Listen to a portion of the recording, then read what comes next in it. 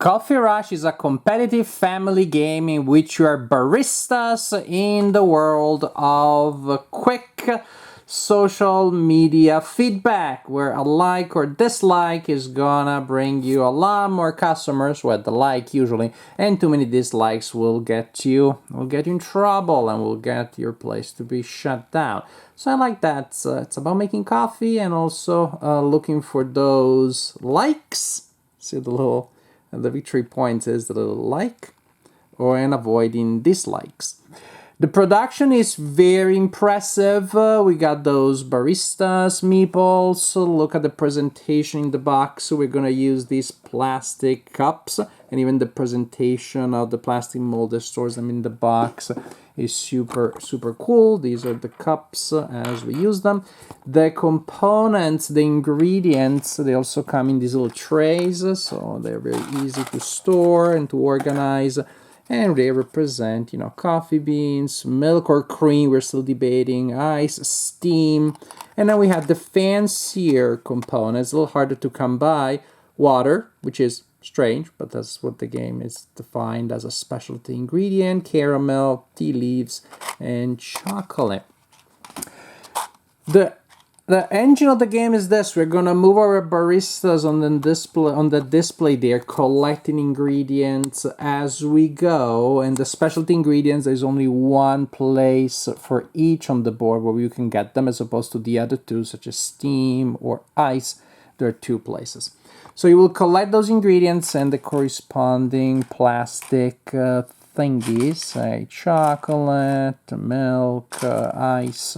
For example, you collect them and you place them in your cup or cups. So you're allowed to split those ingredients among multiple cups that you owned.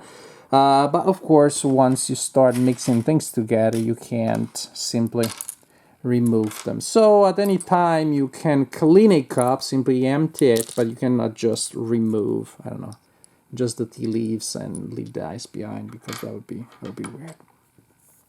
You will collect ingredients, you will form these drinks and use them to fulfill your orders. More in detail, a turn starts with the player moving their meeple. Their meeple usually can only move orthogonally unless you unlock an upgrade. We'll see later what those are. You can enter, suppose that I'm playing as red. Yeah, this is red.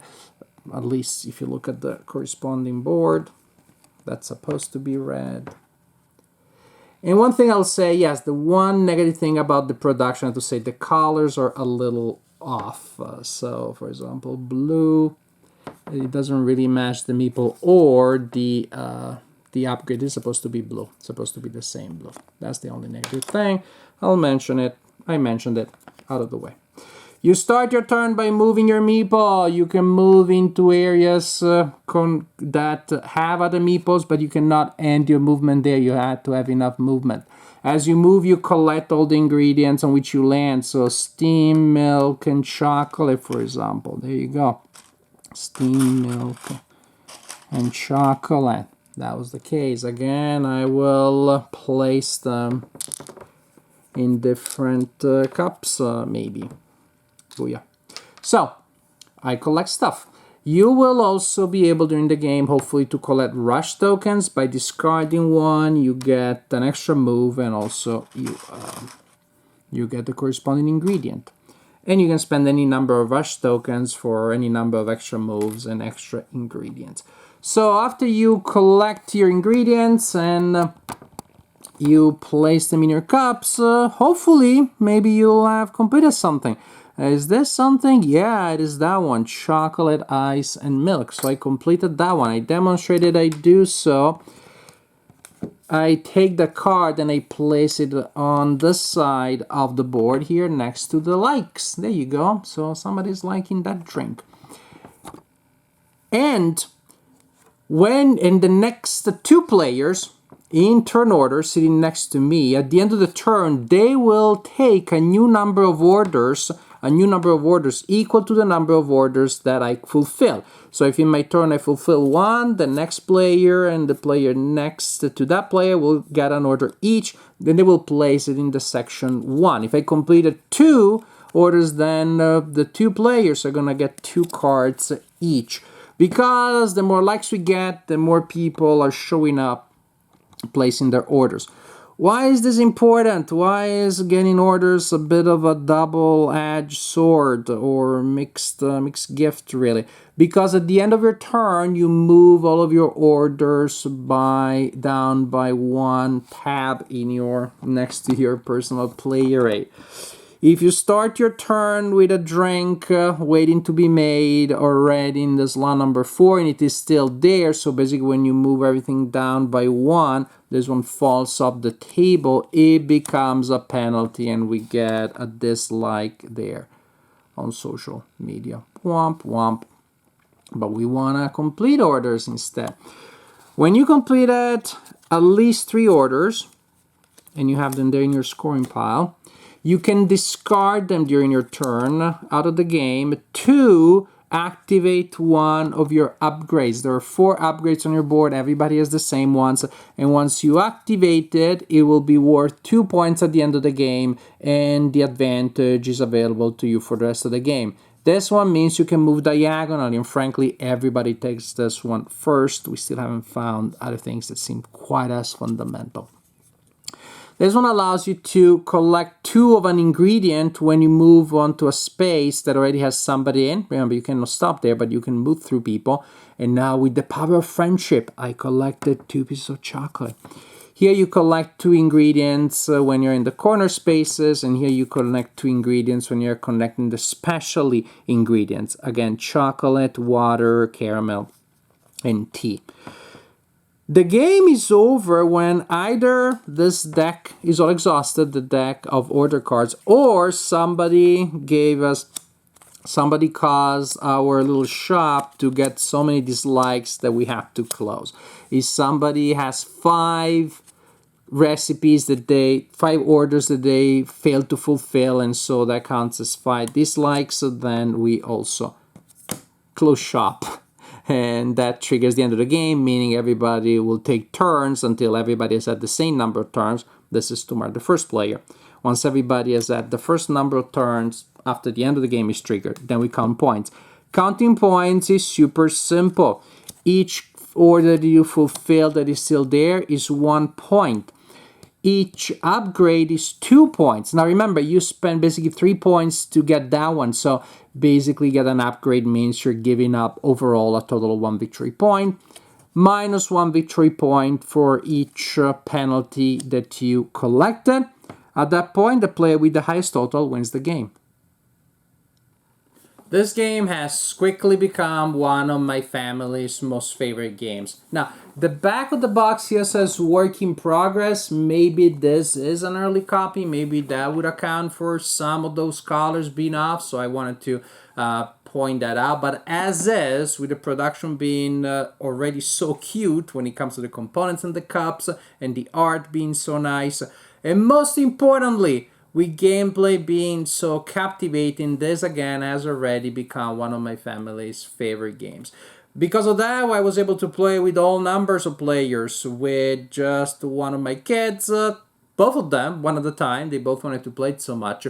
And the idea is when you play 2 players, is basically the same idea, but you have 2 meeples, so you still have those synergies, say the double ingredients when you had the upgrade of moving through other meeples. And you get an extra card in automatically at the end of each turn. And then with 3 people or with 4 people, the flow doesn't really change much. There's a little bit more waiting because there's no interaction between turns.